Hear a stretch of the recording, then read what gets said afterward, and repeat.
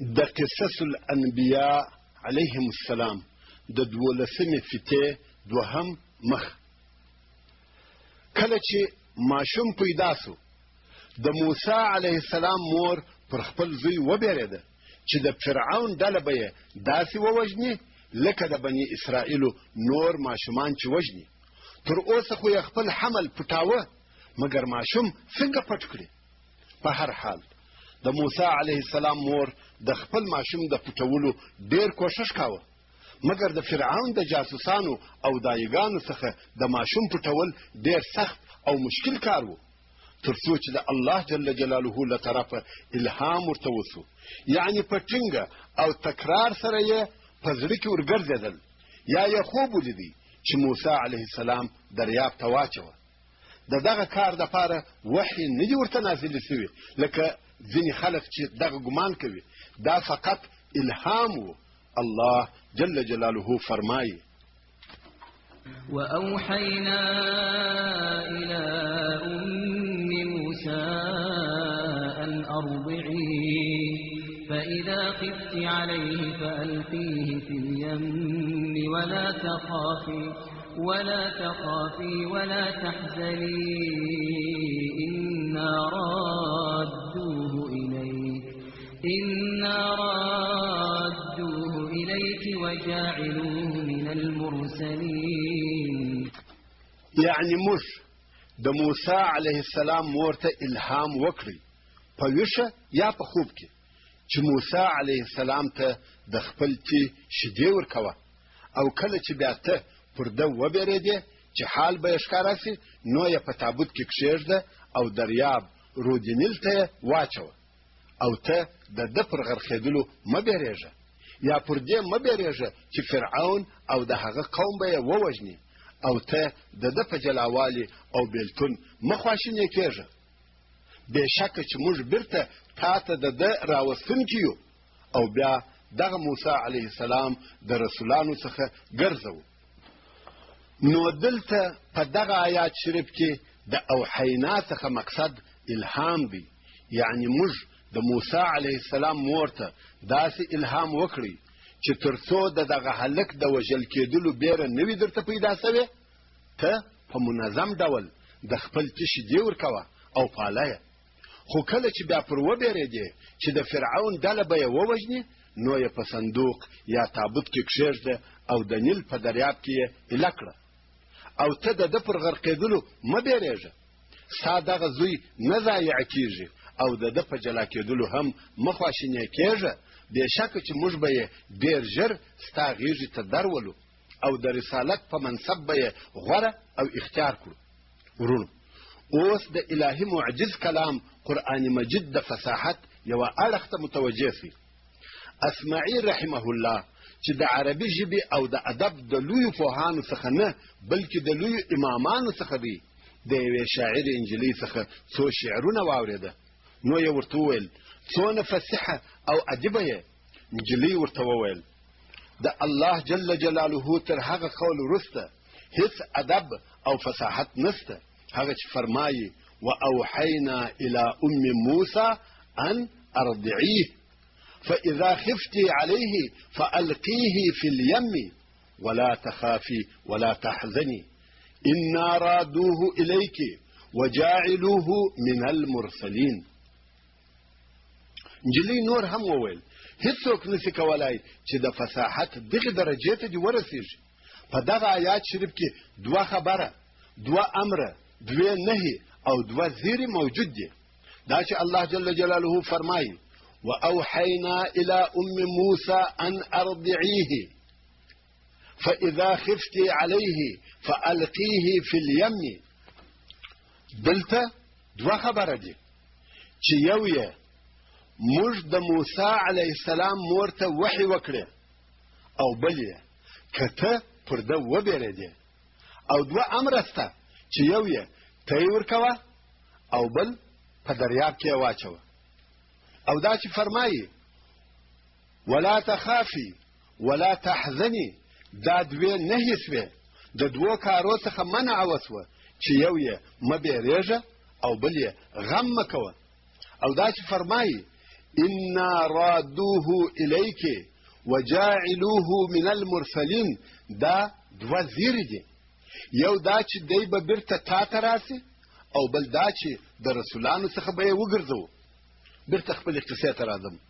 د موسی علیه السلام مور په پټه او په تکلیف د موسی علیه السلام روزنه او پالنه کوي او هلته د فرعون د عملیې او د قبطیانو له طرفه پر بني اسرائیلو سخته پلټنه او تفتیش شروع دی چې په هلکانو پسې ګرځي او دغه پلټنه نوره هم پسې سختیږي. د موسی علیه السلام مور پر خپل زوی وبېرېده او موسی علیه السلام یې په یوه تابوت یا صندوق کې کښېښاوه او په رودنیل کې یې ایله کړی. پس له دغه کاره د موسی علیه السلام مور ته شیطان وسوسې ور اچولې او پر دغه خپل کار ډېره سخته پښیمانه وه چې دا مې څه وکړه. که موسی دلته زما په وړاندې حلال سوی وای او ما په کفن کړي او شخ کړي وای هغه زما دپاره ښه او بهتره وه، نه دا چې په خپل لاس مې دریاب ته واچاوه او په راتلونکي حال یې نه یم خبره چې څه به ورته پېښه شي. الله جل جلاله فرمایي وقالت لاخته قصيه. بیا نو د موسی علیه السلام مور د موسی علیه السلام خور ته چې مریم نومېده وویل په پسې معلومات یې کوه او خبر یې راوړه. اوس تابوت په رودنیل کې د اوبو پر سر رهي دی او د موسی علیه السلام خور مریم د رود پر څنډه ورسره رهي ده. ګوري چې هغه په دریاب کې غورځول سوي ورور ته یې څه پېښېږي. فبصرت به عن جنوب وهم لا يشعرون. یعنی خور یې د لرې ځایه موسی علیه السلام ته کتل لکه پردی څوک چې وي. دغه فرعونیان د دې په خوروالي او د دې په جاسوسۍ نه پوهېدل. نجلۍ ده هلته لرې د دریاب پر غاړه ولاړه ده، څوک یې نه پېژني او نه په خبر دي چې دا څوک ده. خدا ورته ګوري چې موسی علیه السلام ته به څه پېښه سي. د فرعون قصر چې د رودنیل پر غاړه و نو دغه صندوق په یوه داسې واله یا ویاله کې ولاړی چې د فرعون قصر ته ورتله. نو صندوق د فرعون تر قصره پورې ورغلی او هلته د فرعون د قصره سره د رود یا ولې پر څنډه پر وچه ودرېدی. ورونو لږ د غور او فکر کولو ځای دی. هغه څوک و چې دغه تابوت ته یې حرکت ورکړی؟ هغه څوک و چې دغه تابوت یې د فرعون د قصر طرف ته وروستی؟ او هغه څوک و چې دغه تابوت یې هلته د فرعون د قصر سره د رود پر څنډه ودراوه؟ دغه کار د حکیم الله سبحانه وتعالی و چې خپل دوست په خپل دشمن ساتي. موسی علیه السلام په بل هیڅ ځای کې داسې نسوای ساتل کېدلی لکه د فرعون په کور کې. الله جل جلاله فرمایي فالتقطه آل فرعون ليكون لهم عدوا وحزنا إن فرعون وهامان وجنودهما كانوا خاطئين. نو دغه تابوت د فرعون عملیه پیدا کړی. تابوت یې وروړی، د فرعون یا د فرعون د ښځې مخ ته یې خلاص کړی. موسی علیه السلام یې په داسې حال کې ځینې راویستی چې خپله بټه ګوته یې رودل. نو دوی موسی علیه السلام د دې دپاره واخیستی چې د دوی دپاره دشمن سي او د دوی د غم سبب وګرځي. ځکه د فرعون او د ده د عملیې بربادي او هلاکت د موسی علیه السلام پر لاس وه. بېشکه چې فرعون او حامان چې د فرعون وزیر و او د دوی لښکرې خطاکاران ګناهکاران دي. ورونو د خاطئ او مخطئ په منځ کې فرق شته. مخطئ هغه چاته ویل کېږي چې بې له قصده او ارادې خطا وځي، مګر خاطئ هغه څوک دی چې قصدن او په خپله اراده سره ناوړه کارونه کوي. نو فرعون او حامان قصدن او په خپله اراده سره ناوړه کارونه او ګناهونه کول. کله چې موسی علیه السلام د فرعون د کورنۍ لاس ته ورغلی نو یې د فرعون ښځې آسیه بنت مزاحم رضی الله تعالی عنها ته وروړي. د فرعون ښځې ته چې مؤمنه او مسلمانه ښځه وه د موسی علیه السلام ښایسته صورت ډېر ښه په نظر ورغلی او د ده علیه السلام په تندي کې د شرافت او نجابت آثار ولیدل، نو یې د ساتلو او روزلو په غرض واخیستی. د فرعون ښځه د اولې لحظې څخه په دې پوهېدل چې دغه هلک د بني اسرائیلو څخه دی. ځینې اسرائیلي روایتونه وایي چې د فرعون ښځې د فرعون څخه دا موضوع پټه کړه چې دغه هلک د بني اسرائیلو څخه دی، خو دغه خبره نه ده صحیح، بلکې د اولې لحظې څخه ټولو ته دا معلومه سوه او ټوله پوهېدل چې دغه هلک د بني اسرائیلو څخه دی، او بني اسرائیل دې ته مجبوره دي چې د فرعون د بیرې خپل اولاد دریاب ته وغورځوي. څرنګه چې د فرعون ښځې آسیه رضی الله تعالی عنها نارینه اولاد نه درلودی او هغه ته شوق هم و، اوس یې دغه هلک په رودینیل کې پیدا کړی او خوښ هم سو، نو یې د ځان دپاره واخیستی. الله جل جلاله فرمایي: قالت امرأة فرعون قرة عين لي ولك لا تقتلوه عسى أن ينفعنا أو نتخذه ولدا وهم لا يشعرون. او د فرعون ښځې آسیه رضی الله تعالی عنها فرعون ته وویل: زما او ستا دپاره د سترګو یخوالی دی، لکه موږ او تاسې چې وایو د سترګو نور او روښنایي ده.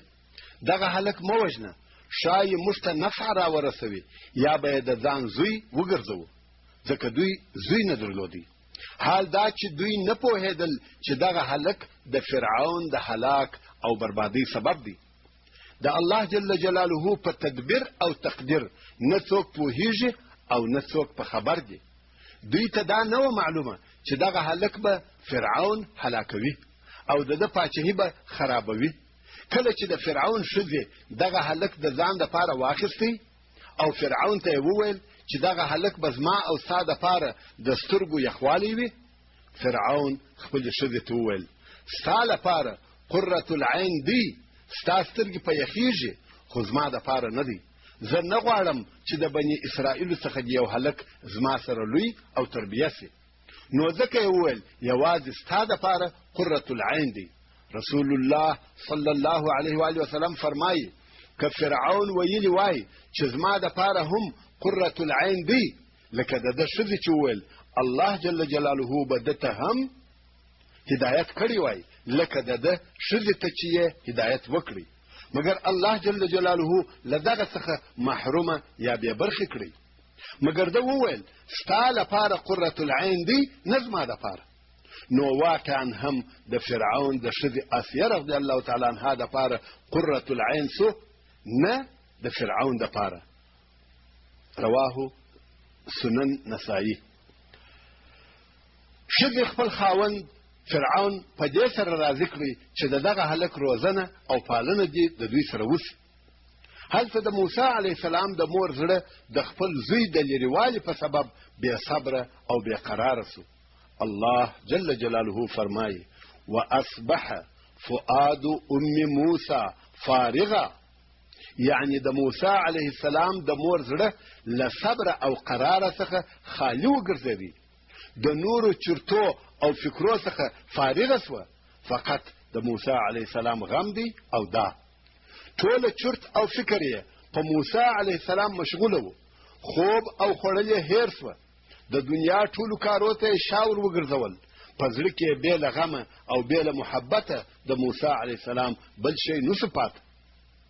تاسو ته معلومه ده چې د مور زړه څنګه او څونه د اولاد په محبت ډک سوی دی. کله چې د یو صحابي له طرفه د رسول الله صلی الله علیه و آله وسلم څخه پوښتنه وسوه چې ویل څوک زما د ښه معیشت یا ښې ګزارې کولو وړ او لایق دی، یعنی زه باید تر ټولو انسانانو د مخه د چا سره ښه خوږه د محبت او اخلاقو ګزاره وکړم. رسول الله صلی الله علیه و آله وسلم وفرمایل: امک ثم امک ثم امک، یعنی ستا مور بیا ستا مور بیا ستا مور. دا چې نن ورځ موږ په ساده او معمولي الفاظو سره وایو د مور زړه، خو په حقیقت کې دغه لفظ په ډېره لویه معنا سره ډک او ښایسته دی. د مور په زړه کې چې کم رحمت او کم محبت موجود دی زه یې په الفاظو نسم درښولی. په کم رحمت، شفقت او محبت چې د مور زړه ډک سوی دی موږ د نارینه‌و طبقه نه په هغه پوهیږو او نه یې حسولی سو. خو دلته او په دغه آیات شریف کې الله جل جلاله موږ ته د دغه مورني رحمت او محبت اندازه بیانوي او راشي چې فرمایي واصبح فؤاد ام موسی فارغه، یعنی د موسی علیه السلام د مور په زړه کې بېله موسی علیه السلام بل هیڅ شی نشته. په ټوله دنیا کې نه شی خوښ دی، نه شی غواړي، نه یې شی مشغولولی سي، که ځان دی که کورنۍ، که اهل دی که اقربا، که ژوند دی که د ژوندانه کارونه، د ټولو موجوداتو سره یې علاقه او رابطه قطع سوه بېله موسی. فقط موسی غواړي. الله جل جلاله نور هم پسې فرمایي ان کادت لتبدي به، نږدې وه چې د موسی علیه السلام مور د دغه اظهار او اقرار وکړي چې موسی زما زوی دی. نږدې وه چې د صبر تناو یې وشکېږي. په ژړا او واویلا پر لارو او کوڅو نارې ووهي وا ابنا، ووایي زه هغه بدمرغه مور یم چې خپل زوی مې په خپل لاس په رود کې غورځولی دی. که چا پیدا کړی دی یا یې حال ور معلوم وي راته ودې وایي. الله جل جلاله فرمایي لولا ان ربطنا على قلبها لتكون من المؤمنین، یعنی دې به دغه نارې وهلې وای که چیرې موږ د دې پر زړه صبر او ثبات نه وای محکم کړی. ولې مو د دې زړه ته صبر او سکون ورکړي؟ د دې دپاره چې دا د الله جل جلاله په وعده د باور کوونکو څخه سي. نو الله جل جلاله د موسی علیه السلام د مور زړه ته صبر، سکون او آرامي د دې دپاره ورکړه چې الهي اسرار تر وخت د مخه افشا او ښکاره نسي. بیا نو الله جل جلاله موسی علیه السلام څنګه او په څه ډول بیرته خپلې مور ته راوستی؟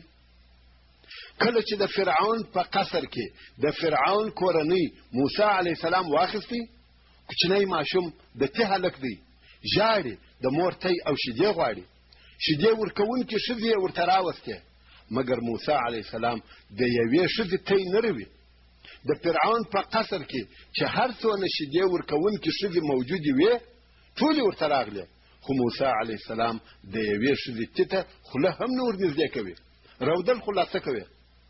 موسی علیه السلام یې تر قصر د باندې بازار ته راویستی، غواړي چې داسې ښځه پیدا کړي چې موسی د هغې تی وروي. ماشوم دی چې تی ور نه کړي مري او هلاکیږي. په هغه وخت کې پوډري شیدې هم نه وې. الله جل جلاله فرمایي وحرمنا علیه المراضع من قبل، او منع کړی و موږ پر موسی علیه السلام تی رودل د دایګانو د مخه تر دې چې مور ته وروستل سي. یعنی د مخه تر دې چې خپلې مور ته راوستل سي موږ دی علیه السلام د دایګانو د تیرودلو څخه منع کړي.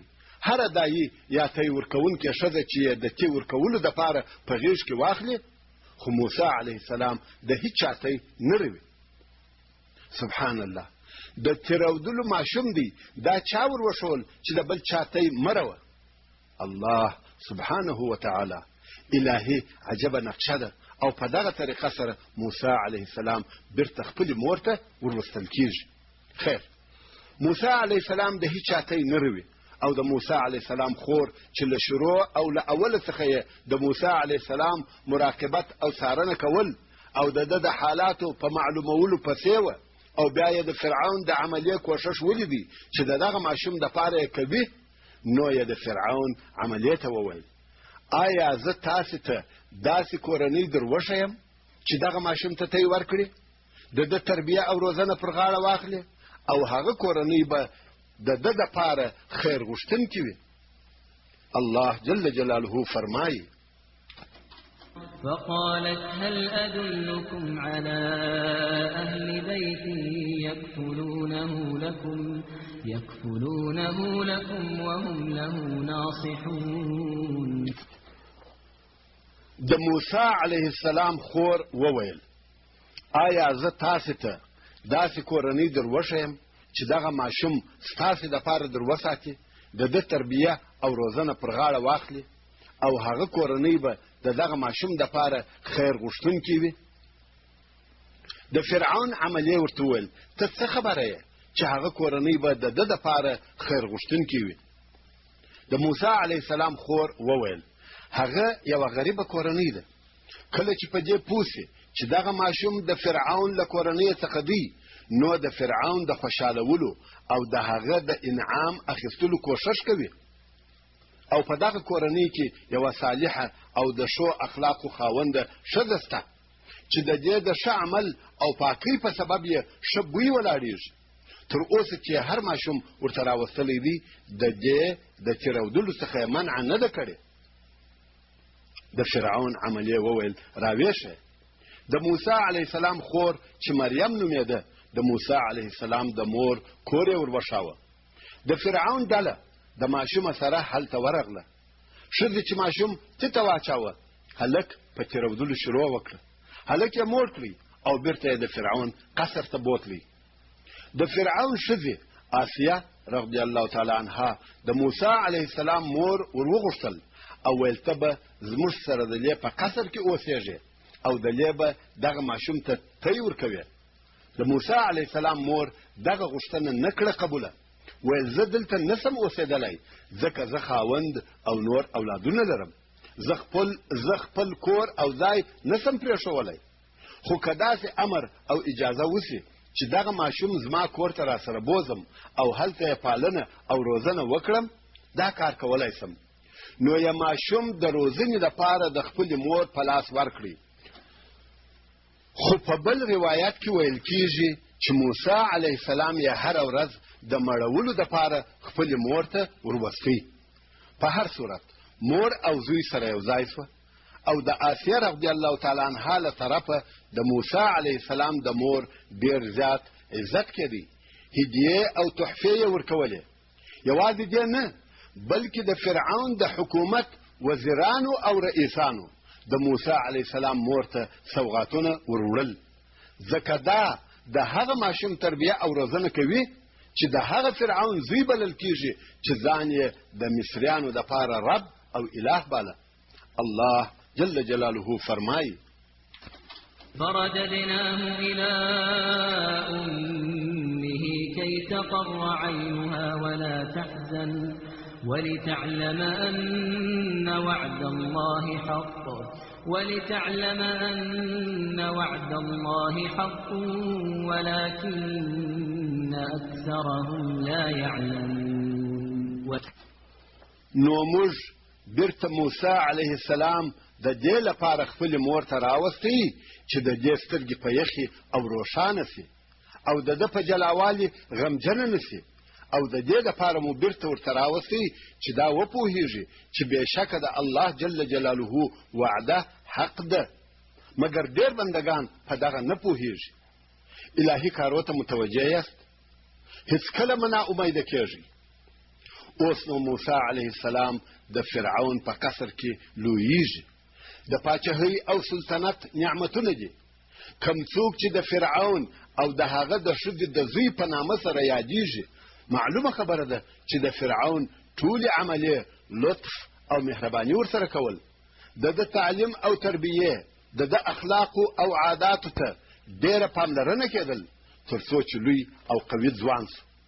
موسی علیه السلام ته دا معلومه وه چې دی د فرعون له کورنۍ څخه نه دی. د اصل او نسب نسبت یعقوب علیه السلام ته کېږي او دی د هغه اسرائیلي قوم څخه دی چې د فرعون او د هغه د کورنۍ ظلمونه تکلیفونه او عذابونه پر تېرېږي. نو یې روح او زړه تر داسې اندازې د بني اسرائیلو سره وو چې بني اسرائیلو هم د ده څخه حب او اخلاص ولیدی. په تکالیفو او مشکلاتو کې به یې ده ته رجوع او مراجعه کول. موسی علیه السلام به هم د دوی مدد او کومک کاوه.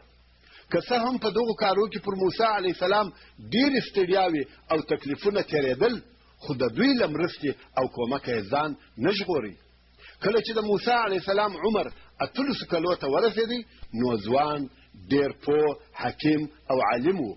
الله جل جلاله فرمایي ولما بلغ أشده واستوى آتيناه حكما وعلما وكذلك نجزي المحسنين. يعني کله چې موسی علیه السلام زور قوت خپل ځوانۍ ته ورسېدی او عقل یې پوره سو نو موږ دته حکمت او علم ورکړی او دغه رنګه د ښو کارو کوونکو ته موږ د خیر جزا او بدله ورکوو. ځینې مفسرین د دغه آیات شریف په ترجمه کې وایي چې موسی علیه السلام له دغه وخت څخه نبي سو، مګر داسې نه ده. هو موسی علیه السلام مومن د یعقوب او ابراهیم علیهم السلام پر دین وو، د کفر او فرعون دین یې نه دی اختیار کړی، ځکه دی هم پوهېدی چې زه د بني اسرائیلو څخه یم. حتی خلق هم پوهېدل او دی یې پیژندی چې د بني اسرائیلو څخه دی، خو د فرعون په قصر کې اوسېدی او د فرعون د مرستیال پر قسم د قصر اداره کوي. حکیم او علیم دی، پوه او عادل دی، مګر تر اوسه د رسالت او نبوت لپاره نو مبعوث کړل سوی. ورځې دې تېرېږي، یو وخت له عادته مخالف په داسې وخت کې له کوره راووتی چې په دغه وخت کې خلق له کورو نه راوتل. څوک وایي غرمه وه، څوک وایي شپه وه. له کوره راووتی، ښار ته ورغلی. الله جل جلاله فرمایي: دخل المدينة على حين غفلة من أهلها فوجد فيها رجلين يقتتلان هذا من شيعته وهذا من عدوه فاستغاثه الذي من شيعته على الذي من عدوه فوكزه موسى فقضى عليه قال هذا من عمل الشيطان إنه عدو مضل مبين. او موسی علیه السلام د فرعون ښار ته په داسې وخت کې ننوتی، ورغلی چې د خلقو د غفلت وخت و، د غرمې د خوب وخت و. عادتا په دغه وخت کې څوک نه راوتل. موسی علیه السلام ولیده چې هلته دوه نفره جنگ سره کوي، چې یو یې د بني اسرائیلو او د موسی علیه السلام له قومه څخه دی، او هغه بل یې د موسی علیه السلام د دشمنانو د مصر د قبطیانو څخه دی. دغه قبطي غواړي چې په دغه اسرائیلي د بوټو یا لرګیو بار د فرعون اشپزخانې ته یوسي. نو هغه څوک چې د موسی علیه السلام د قومه څخه و، د موسی علیه السلام څخه یې پر هغه بل قبطي چې د موسی علیه السلام له دشمنانو څخه و مرسته او کومک وغوښتی. موسی علیه السلام قبطي ته وویل پرېږده. قبطي موسی علیه السلام ته وویل نو غواړم چې پر تا یې بار کړم. موسی علیه السلام غواړي چې دوی سره خلاص کړي، خو قبطي یې نه پرېږدي. د موسی علیه السلام هم هغه دینی او قومي احساسات راپورته سوه، ځکه بني اسرائیل ضعیفه او مظلوم قوم و، او دغه قبطي اوس د ده په وړاندې هغه اسرائیلي وهي او ضعیفه کوي. قبطي قوي، ظالم او تجاوز کوونکی و، مګر اسرائیلي ضعیفه او مظلوم و. کومک یې غوښتی چې څوک یې د دغه مصري له ظلمه خلاص کړي. نو موسی علیه السلام د دې دپاره چې دغه جنگ پای ته ورسوي او مظلوم له ظالمه خلاص کړي، هغه قبطي ته یې یو څوک ورسره کړي. څرنګه چې موسی علیه السلام ډېر قوي و او د الله جل جلاله اراده هم داسې وه چې د موسی علیه السلام دغه یو څوک د قبطي د وژل کېدلو سبب وګرځي، نو قبطي مړ سو. موسی علیه السلام په تعجب کې سو چې دا څه پېښه سوه. د ده خو دا قصد او اراده نه وه چې سړی ووژني. سړی یې په ریګو کې پټ کړی او د ځانه سره یې وویل هذا من عمل الشیطان انه عدو مضل مبین. دغه کار د شیطان د عمله څخه دی. زما خو دا اراده نه وه چې دغه کار وکړم، شیطان دغه کار وکړي. یعنی یو خو ماته د خپل زور او قوت اندازه نه وه را معلومه، او بل شیطان زما قهر او غضب وپارول چې دغه سړی مې وواهه او دغه بد کار یې را باندې وکړي چې انسان ووژنم. بېشکه چې شیطان د ابن آدم دپاره دشمن دی، ښکاره ګمراه کوونکی دی. کله چې موسی علیه السلام شیطان پیژندی او د هغه ګمراهي ور معلومه وه او پوهېدی چې هغه د بني آدم دشمن دی، نو موسی علیه السلام په دغه وخت کې هم مؤمن او موحد و. که څه هم د فرعون په کور کې اوسېدی خو د مشرکانو څخه نه و. موسی علیه السلام د دغه غیر ارادي او غیر قصدي ګناه څخه توبه وکړه او د الله جل جلاله څخه د بخښنې غوښتنه کول. الله جل جلاله فرمایي: قال رب إني ظلمت نفسي فاغفر لي فغفر له إنه هو الغفور الرحيم. موسی علیه السلام وویل: زما ربه، بېشکه چې ما پر خپل ځان ظلم کړی دی، دغه قبطي مې ووژي، نو ما ته بخښنه وکړې. نو الله جل جلاله دلره بخښنه وکړه. دا یوه غیر ارادي او بې له قصده ګناه وه چې په خطا کې ځینې پیښه سوه. بېشکه چې دغه الله جل جلاله ښه بخښونکی د ګناهو دی، د ډېر رحم خاوند دی. موسی علیه السلام ته دا الهام وسو چې الهي عفو درته وسوه. نو موسی علیه السلام د خپل رب سره وعده وکړه او ویل: یا رب، دا چې تا په مغفرت سره احسان را باندې وکړي او زه دې وبخښلم، نو زه هم دا وعده در سره کوم چې هیڅکله به د ظالم مرسته او کومک نه کوم. الله جل جلاله فرمایي: قال رب بما أنعمت علي فلن أكون ظهيرا للمجرمين. موسی علیه السلام وویل: زما ربه، د هغه انعام او احسان په سبب چې تا پر ما وکړي، یعنی عفو دې راته وکړه، نو زه به هیڅکله د مجرمانو ظالمانو کومک کوونکی او مددګاره نسم، بلکې د مجرمانو او ظالمانو ضد به یم. مګر بیا هم موسی علیه السلام بیریږي چې د دغه کار په سبب به ووژل سم، ځکه د قبطیانو څخه یې یو نفر وژلی دی، نو په ښار کې په بیره او احتیاط ګرځي. الله جل جلاله فرمایي: فأصبح في المدينة خائفا يترقب فإذا الذي استنصره بالأمس يستصرخه قال له موسى إنك لغوي مبين. یعنی سبا سهار بیا موسی علیه السلام په ښار کې په بیره او احتیاط ګرځي. هغه د پرون د پیښې څارنه کوي چې د هغې وژنې الزام به پر چا ولګول سي.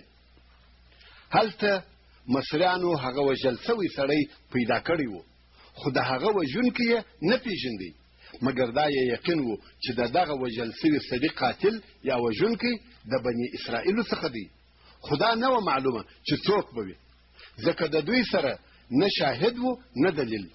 خو بیا هم فرعون ته ورغله او ویل: یوه اسرائیلي زموږ د قبطیانو څخه یو نفر وژلی دی، زموږ بدله او انتقام را واخله. فرعون وویل: قاتل را وښیاست او یو داسې څوک پیدا کړي چې دغه حال یې لیدلی وي. دا د فرعون او قبطیانو حال و چې غواړي قاتل وپیژني، او هلته موسی علیه السلام د دغې واقعې د معلوماتو دپاره راوتلی دی. خو سبحان الله، په دغه ورځ بیا دغسې واقعه ده چې د پرون د واقعې سره مشابه او یو شی ده. هغه دا چې په خپله هغه د پرون اسرائیلي بیا د یو بل مصري سره په جنگ او جدل اخته دی، او اوس بیا د موسی علیه السلام څخه مرسته او کومک غواړي. الله جل جلاله فرمایي: فإذا الذي استنصره بالأمس يستصرخه. موسی علیه السلام په ښار کې ګرځي چې ناڅاپه هغه اسرائیلي چې پرون یې د ده څخه کومک غوښتی اوس بیا نارې وروهي او پر دغه بل قبطي کومک ځینې غواړي. قال له موسی انک لغوی مبین. موسی علیه السلام دغه اسرائیلي ته وویل: بېشکه چې ته ښکاره بېلارې یې، ته خاص مشکلات جوړوې او هره ورځ ستا جنګ دی. په خوله خو یې اسرائیلي ته ملامتي وویل، مګر بیا هم غواړي چې د اسرائیلي څخه دفاع وکړي، نو د حمله کولو پر قسم د دوی پر طرف ورهیسو. اسرائیلي فکر وکړي چې ملامتي خو یې ماته وویل او ماته په قهر دی، نو معلومه خبره ده چې ما وهي. نو یې موسی علیه السلام ته وویل: یا موسی، آیا غواړې چې نن ما ووژنې لکه پرون چې دې هغه قبطي ووژي؟ دلته خبره رسوا سوه چې د پرون د وژل سوي سړي د هغه قبطي وژونکی موسی علیه السلام دی.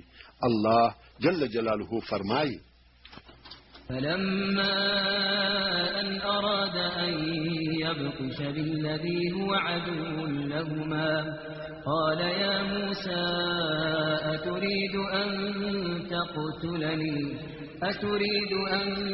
تقتلني كما قتلت نفسا بالأمس إن تريد إلا أن تكون جبارا في الأرض وما تريد أن تكون من المصلحين.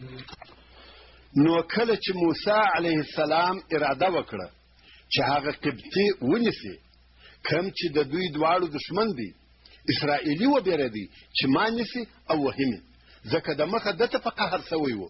نو اسرائیلي وویل: یا موسی، آیا د دې اراده لرې چې نن ما ووژنې لکه پرون چې د هغه سړی ووژي؟ اسرائیلي دا خبره هم پر زیاته کړه: ته بل څه نه غواړې مګر دا چې په مځکه کې دې جبار، قوي او زورور سې، او ته نه غواړې چې د اصلاح کوونکو څخه سې. اوس نو دغه اسرائیلي دغه ناره د پروني وژل سوي قبطي د وژونکي د پیژندلو دپاره لوی دلیل سو او د هغې مسئلې دپاره شاهد پیدا سو. دغه خبر ډېر ژر فرعون ته ورسېدی چې د پروني قبطي وژونکی موسی دی. فرعون ډېر غمجن او ډېر په قهر سو. هغه د ساحرانو او منجمینو له طرفه یې د خپل خوب ترجمه ورپه یاد سوه. دا خو هم در معلومه ده چې د فرعون د اولې ورځې څخه موسی علیه السلام نو خوښ، خو دی یې د آسیې رضی الله تعالی عنها په غوښتنه ژوندی پرې ایښی و.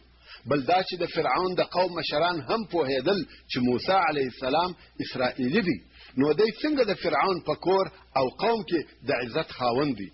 نو خود ټولو دشمني ورسره درلودل، او اوس دا واقعه هم پیښه سوه چې موسی علیه السلام د یوه قبطي وژونکی دی. نو دغه خبره په خپله د فرعون او د فرعون د قوم د مشرانو دپاره مناسبه موقع وه چې د موسی علیه السلام څخه ځان خلاص کړي. نو دغه خبر په اورېدلو سره ټولو دا فیصله وکړه چې موسی علیه السلام باید ووژل سي. دلته موسی علیه السلام هم د اسرائیلي د خبرو په اورېدلو سره پوه سو چې فرعون او د هغه قوم ته دا معلومه سوه چې د قبطي وژونکی زه یم. نو په یوه ګوښه ځای کې پټ سو. موسی علیه السلام پټ دی چې د ملګرو څخه یو نفر په ډېر تلوار او چابکي ورته راغلی. که څه هم دغه نفر د فرعون له کورنۍ څخه و، خو موسی علیه السلام ډېر پر ګران و.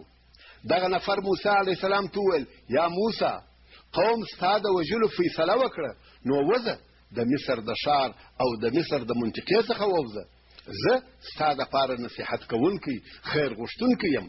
الله جل جلاله فرمایي: وجاء رجل من أقصى المدينة يسعى قال يا موسى إن الملأ يأتمرون بك ليقتلوك فاخرج إني لك من الناصحين. او یو سړی د ښار د آخري منطقې څخه په ځغستا راغلی، ویل: یا موسی، بېشکه چې د قوم مشران ستا د وژلو په اړه مشورې کوي چې تا د هغه قبطي په قصاص یا بدل کې ووژنې، نو ته له مصره ووځه. بېشکه چې زه ستا لپاره د خیر غوښتونکو څخه یم. دغه چې زه وایم له ښاره ووځه، دا ستا لپاره خیر او مصلحت دی، که نه قوم دې وژني. دا هم د الله جل جلاله ساتنه ده چې د فرعون د عملیې څخه یو نفر راځي، یوازې دا نه چې موسی علیه السلام په واقعه خبروي، بلکې د ښاره څخه د وتلو مشوره هم ورکوي. موسی علیه السلام د هغه سړي مشوره قبوله کړه او د فرعون له ښاره د بیرې په حال کې ووتی. الله جل جلاله فرمایي: فخرج منها خائفا يترقب قال رب نجني من القوم الظالمين. نو موسی علیه السلام د بیرې په حال کې د فرعون له ښاره ووتی. شاوخوا یې کتل چې څوک به ونه ویني، څوک راپسې نه سي، ځکه که هر چا ولیدی هغه یې د تللو څخه راګرځوي. ټول قبطیان یا د مصر خلق د ده دشمنان دي او په ده پسې ګرځي. هلته د فرعون له طرفه هم په ده پسې پلټنه شروع شوه. عسکر او جاسوسان یې شاوخوا ولېږل چې موسی علیه السلام پیدا کړي. موسی علیه السلام اریان دی چې چیرې ولاړ شي، لار او لیکه نه دي ور معلوم. ټوله ملک د مصریانو دی او ټوله یې هم پیژني. نو یې دعا وکړه، قال ربي نجني من القوم الظالمین. موسی علیه السلام وویل زما ربه د ظالمانو له قومه نجات راکړې. الله جل جلاله د ده دعا قبوله کړه. یو خو د فرعون له قومه په امن او امان، په سلامتي او اطمینان راویستی، او بل یې د مدین پر لویه او عمومي لار برابر کړي. اوس موسی علیه السلام په داسې حال کې دشت او صحرا ته ووتی چې نه خواړه ورسره دي او نه اوبه ورسره شته. یوازې دا نه چې پیاده دی، کمبوده ورسره نشته چې پر سپور سي، بلکې لار هم نه ده ور معلومه. په دشت کې رهي دی خو نه پوهېږي چې چیرې ځي او چیرې ولاړ سي. الله جل جلاله فرمایي ولما توجه تلقاء مدين قال عسى ربي أن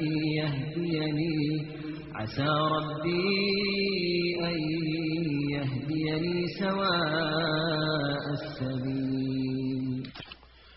او کله چې موسی علیه السلام د مدین پر طرف رهیسو، لار نه ده ور معلومه. توکل او اعتماد پر خپل رب عز وجل دی. نو یې وویل امید دی چې زما رب عز وجل ما ته سمه لار راوښي. موسی علیه السلام له رودینیله تر فلسطینه پیاده او پر پښو ولاړی. پر نیمه لار یې چوټې ټوک ټوک سوې، نوره پاته لار یې په داسې حال کې په لوڅو پښو پسې پوره کړه چې د پښو پوستونه یې اوښتي وه. د خوړلو دپاره یې شی نه درلودی، د نفس د مړولو دپاره یې د ونو پاڼې خوړلې، تر څو هغه مدین ته ورسېدی چې د نبی الله شعیب علیه السلام قریه او ښار و، چې قصه یې مخکې درته بیان سوې ده. په دغه وخت کې شعیب علیه السلام سپینږیری او د ډېر عمر سړی و او تر دغه وخته ژوندی و. نو موسی علیه السلام د شعیب علیه السلام د سپینږیرتیا په وخت کې مدین ته ورسېدی، او دغه ورتګ یې پس له هغه وه چې د شعیب علیه السلام قوم هلاک سوی و. د دغه قوم کیسه خو به مو په یاد وي. دا هغه قوم و چې اصحاب الایکه ورته ویل کېده. په عقیده کې مشرکان وه، ځکه د ونې عبادت یې کاوه، او په تجارتي معاملاتو کې خائنان وه، ځکه په تول او ترازو، په ګزه او پیمانه کې یې خیانت کاوه او بیا هلاک شوه. د دوی تر هلاکېدلو وروسته موسی علیه السلام دلته راغلی. الله جل جلاله فرمایي فلما ورد ماء مدين وجد عليه أمة من الناس يسكون ووجد من دونهم امرأتين تذودان قال ما خطبكما قالتا لا نسقي حتى يصدر الرعاء وأبونا شيخ كبير. يعني کله چې موسی علیه السلام د مدین اوبو ته ورسېدی، ویلي ده چې د خلقو یوه ډله پر دغه څا راټوله ده او خپلو حیواناتو ته اوبه ورکوي. پسونه او اوښان او نور بودګان اوبوي. هغه اوبه چې د مدین خلقو استعمالولې هغه تر مدین د باندې وې. نو چوپانانو به خپلې رمې او حیوانات د اوبولو لپاره هلته وروستل، او د مدین خلقو د خپل ضرورت اوبه هم له هغه ځای راوړې. کله چې موسی علیه السلام دلته دغو اوبو ته راورسېدی، دا هغه وخت و چې چوپانانو پسونه او اوښان د اوبولو دپاره راوستلي دي. نو موسی علیه السلام ولیده چې ډېر خلک پر اوبو سره راټول دي، ګڼه ګوڼه او بیروبار دی. هر یو کوښښ کوي چې خپل حیوانات تر نورو د مخه اوبه کړي. دا ځکه چې اولي اوبه پاکې او صافې وي او وروستنۍ اوبه خړې او خیرنې وي. د مدین خلقو د څا پر شاوخوا حوضونه جوړ کړي وه. نو هر چا به له څا څخه اوبه راکښلې او په دغو حوضو کې به یې اچولې، او بیا به هغه د حیوانات راتله، د هغه حوض اوبه به یې څښلې. نو هر چا خپل پسونه او بودگان اوبول. د دغه حوزو ترڅنګ نور حوزونه د انسانانو د پاره درلودل چې د هغو حوزو څخه به خلقو خپل کورو ته اوبه وړلې. موسی علیه السلام د دغه ګڼې ګوڼې او بیروبار په وخت کې دلته راورسېدی او هلته د یوې ونې تر سایې لاندې د دې دپاره کښېنستی چې څه هوسا سي. خلق خپل پسونه او بودگان اوبوي او هر یو کوشش کوي چې تر نورو د مخه خپل کار خلاص کړي. موسی علیه السلام هلته دوې ښځې ولیدې چې پسونه ورسره دي، خو یوازې دا نه چې دغه ښځې خپل پسونه نه اوبوي، بلکې چې پسونه یې د اوبو خواته ورځي دوی یې راګرځوي، د اوبو څخه یې لرې کوي او منع کوي. الله جل جلاله فرمایي ووجد من دونهم امرأتین تذودان، او هلته د دغو خلقو څخه جلا دوې ښځې ولیدې چې خپل پسونه د اوبو څخه منع کوي، نه غواړي چې دوی د خلقو په منځ ورګډې سي، نو خپل پسونه اوبو ته نه ورپرېږدي. محترمو ورونو، څرنګه چې فتح پای ته ورسېده نو زموږ پاته قصه به په راتلونکې 14مه فتح کې واورئ ان شاء الله تعالی. وما توفیقي الا بالله عليه توکلت وإليه أنيب. سبحان ربك رب العزة عما يصفون وسلام على المرسلين والحمد لله رب العالمين وصلى الله تعالى على خير خلقه محمد وآله وأصحابه وأهل بيته أجمعين. والسلام عليكم ورحمة الله وبركاته.